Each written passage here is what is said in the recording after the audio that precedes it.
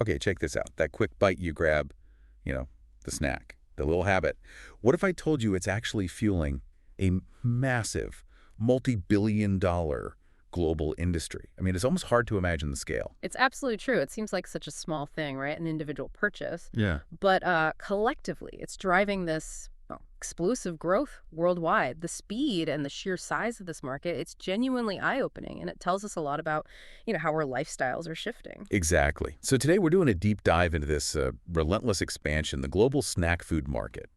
And our insights, they're built on some really comprehensive data. It's from Global Snack Food Market Forecasts 2021-2033 by Cognitive Market Research. Our mission for you, listening in, is to get past just the raw figures. We want you to really grasp the monumental scale here. We'll pinpoint the key growth drivers, region by region, country by country, find out where things are really booming. We'll cut through the noise for you. Yeah, and what's truly fascinating isn't just the growth, but the acceleration, how fast it's all happening, the big picture numbers, they really paint a picture of rapid transformation. Oh, they absolutely do. Okay, so let's unpack this. Yeah. In 2021, the global snack market pulled in, what, just over $150 billion in revenue? Already Yeah. huge, right? It's huge, yeah. But the projections, get this, it jumps to nearly $270 billion by 2025. And then, wait for it, it's estimated to hit a staggering $840 billion. Actually, $841.22 billion by 2033. That's just phenomenal growth. I mean, to put that in perspective for you, that represents a really strong compound annual growth rate, the CAGR, of over 15% every year. 15%. Yeah. So what that really means is the market's projected size in 2033. It's nearly 5.5 times bigger than it was back in 2021. Wow. That's not just, steady growth. That's a monumental shift. Right. Worldwide consumption patterns changing. Truly mind-boggling. Okay, so we've got the massive overall size down. Let's zoom in now. Where is this snack revolution really taking hold? Let's do that regional deep dive. Where do snacks reign supreme? Where's the growth exploding? Right. Well, let's start with North America. It's, often seen as a mature market, but it's still incredibly robust. Back in 2021, it was valued around $44 billion. Okay. Projected to more than quintuple, over $226 billion by 2033. That's holding a strong CAGR, nearly 15%. 14.7 to be precise. And the powerhouse in that region, I mean, no surprises here, right? The United States. Exactly. The U.S. leads the pack. It had a massive share already. Forecasted to reach, what, over $180 billion by 2033, growing at a solid 14.6% CAGR. That's right. And Canada's showing really strong growth, too, kind of mirroring that U.S. trend, projected to hit almost $30 billion. And Mexico. Mexico is also expanding significantly, expected to go past $16 billion. So, yeah, across North America, the trend is just accelerating. Okay, let's hop across the Atlantic. Europe. You mentioned a diverse landscape there. Yeah, quite diverse. The market size was about $33.5 billion in 2021. Projected growth, over $175 billion by 2033. The CAGR there is actually slightly higher than North America's overall, almost 15%. Interesting. And who's leading the charge in Europe? Well, Germany, it's actually leading the region both in current market size and its projected growth rate, escalating to over $32 billion with a really robust 15.4, almost 15.5% CAGR. Okay, Germany's strong. What about the UK? The UK is also a very significant market, growing to over $20 billion, still a solid CAGR, over 15%. Right. And the report mentioned Russia, too. Yes, Russia's a notable contributor, projected to hit over $21 million. And then you've got the other big economy, France, Italy, Spain. Exactly, all showing strong numbers, adding billions to the market. France, around $17.4 billion. Italy, $7.6 billion. Spain, almost $12 billion. And all with, solid double-digit CGRs between, say, 13.7 and 14.8%. But here's something that caught my eye, that rest of Europe category. You highlighted that. Yes. That's where it gets really interesting. That category, which is basically a collection of, smaller or maybe faster emerging economies not listed individually, it boasts a surprisingly high CAGR, almost 610%, 15.9 to be exact. Wow. So that tells you the growth isn't just concentrated on the big players, it's broad. Precisely. It's a powerful signal of really broad-based growth happening across the continent. Okay, but if we're looking for the absolute growth engine globally, where do we look? Well, that is unequivocally Asia-Pacific, Yeah. no question. This region was already the largest market back in 2021, over $56 billion. Already the biggest then. Yes. And it's projected to just solidify that lead, becoming a colossal market, $325.5 billion by 2033. 325 billion. Billion, yeah. And this translates to the highest regional CAGR globally, an impressive 15.8, almost 15.9%. It really is the epicenter of snack market expansion right now. And within APAC, who's the giant? China, I assume? China's dominating, yes. Yeah. Projected to reach over $130 billion itself, with a formidable CAGR of 16.3%. Okay, huge numbers from China. But you mentioned something about India really standing out. India, yes. This is really remarkable. Its growth is incredibly high.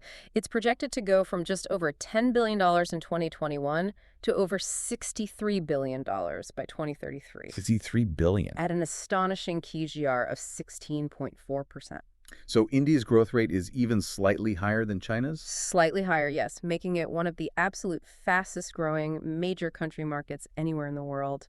It signals a massive, massive shift in consumer habits there. Incredible. What about Japan? Still a big player. Japan's a significant contributor, definitely, growing to over $34 billion with a solid 15.3% CGR, still very strong. And the report also mentions others, South Korea, Australia. Yeah, South Korea, Australia, Singapore, Taiwan, and the whole Southeast Asia region collectively, all showing robust double-digit CAGRs, Right. significant contributions all around.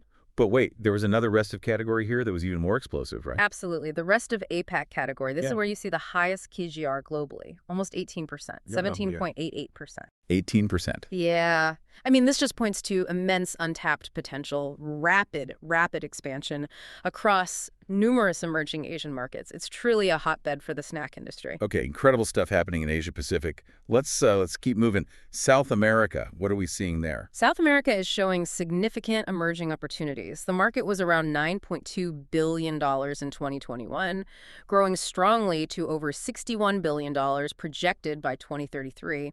That's a solid 15.4% of AGR. And who's leading the continent there? Brazil. Brazil's the leader, yes. Projected to grow to over $21 billion, with a slightly higher CAGR than the regional average, actually about 15.5%. And beyond Brazil, Argentina, Colombia. Yep. Countries like Argentina, Colombia, Peru, Chile, they're all showing healthy double-digit GRDRs, contributing significantly to that regional growth. And let me guess, there's a rest of South America category. You got it. And just like in Europe and APAC, it's another strong growth area. The CGR there is over 15.6%. It's a real pattern, isn't it, these restive categories? It is quite telling. It suggests these smaller, perhaps more diverse markets are really key drivers of the overall global growth picture. They're adopting snacking habits quickly. Okay, fascinating.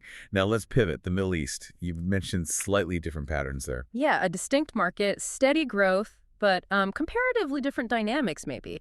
It totaled around $6.7 billion in 2021, expected to reach over $32 billion by 2033. Still strong growth, over 32 billion. Oh, yes, very strong double-digit growth. But the overall CAGR for the region is around 13.4, 13.5%. Okay, so noticeably a bit lower than the 15% plus we saw in most other regions. Exactly. Still strong, but comparatively lower than, say, APAC or South America. And the biggest market within the Middle East, Saudi Arabia. Saudi Arabia leads, yes. Forecast to hit nearly $13 billion by 2033. Its CAGR is right around that regional average, 13.4%. And you've got UAE, Turkey, Egypt, Qatar contributing too. That's right, all contributing their share. But interestingly, within the Middle East, the rest of the Middle East category actually shows the lowest overall CAGR in our entire analysis.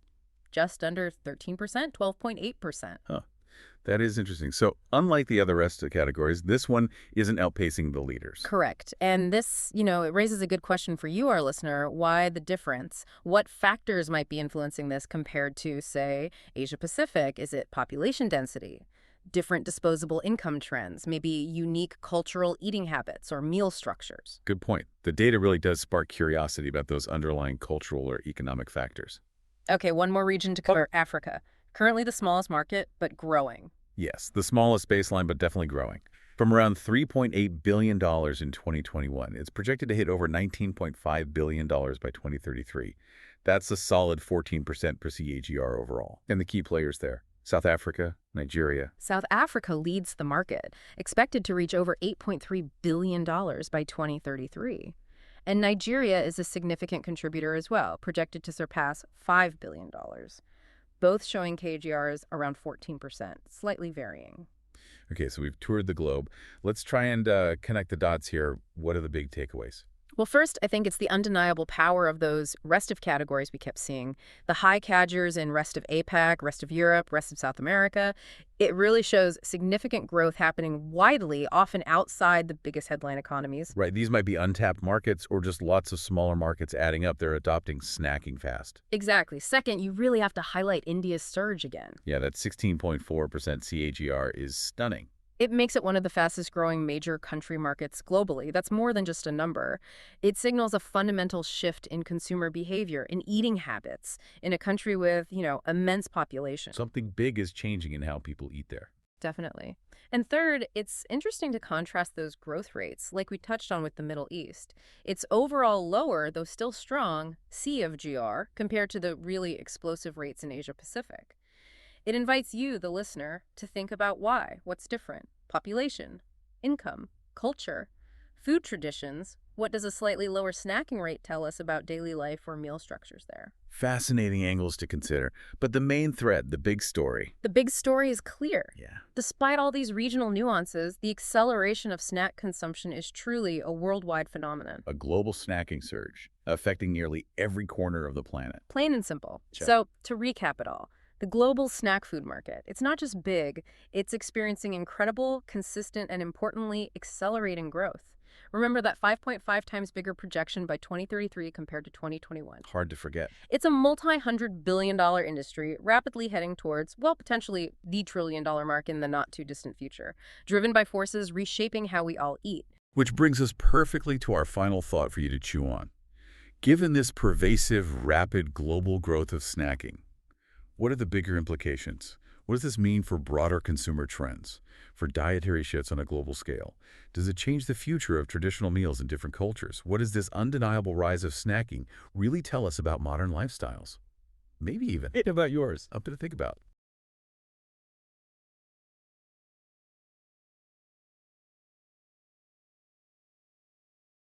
Ever, grabbed a snack and just thought, there's actually way more going on here. Seems simple, doesn't it? A bag of chips, maybe a protein bar. But what if those little choices, those everyday things, are actually part of this huge, quiet revolution in how we eat? Today, we're going deep. We're looking into the really dynamic, evolving world of snack foods. We're using insights from some recent research, specifically a piece called The Evolving World of Snack Foods. And our mission, it's basically to unpack the forces shaping what we munch on. From shifting tastes to big lifestyle changes. We want to give you that shortcut so you're really informed about the future of food without wading through all the data yourself. Okay, so let's jump into a huge driver of change. It's quite seismic, actually. The demand for vegan and allergen-free snacks, it's just surged. And this isn't just like a niche trend anymore, is it? It feels more fundamental. Oh, absolutely. It's a real reevaluation of food itself. People are definitely more aware of allergies, intolerances. Right. That's a big part of it. But there's also this powerful move towards plant-based eating. For health, sure, but also, environmental reasons are huge now. Which must be forcing massive changes behind the scenes, like supply chains. Exactly. It's a complete reimagining, not just tweaking a few product lines. Mm-hmm. And the result, we're seeing this incredible range now. Savory stuff, protein bars, even really indulgent cookies, all designed for consumers who are, frankly, much more selective. And what's really compelling, I think, is how this ties directly into another huge trend: convenience. Ah, the need for speed. Precisely. Think about modern life, right? Fast-paced cities, more households where both partners work, that constant kind of on-the-go work culture. Yeah, grabbing something quick is often the only option. It creates this urgent need for snacks that are quick, portable, but also, satisfying. So we've seen this explosion of prepackaged options. They're everywhere. Convenience stores, vending machines. Online platforms are massive, too. It's the ultimate grab-and-go thing. Fits into any schedule, anywhere. Okay, so you've got these specialized, convenient options booming.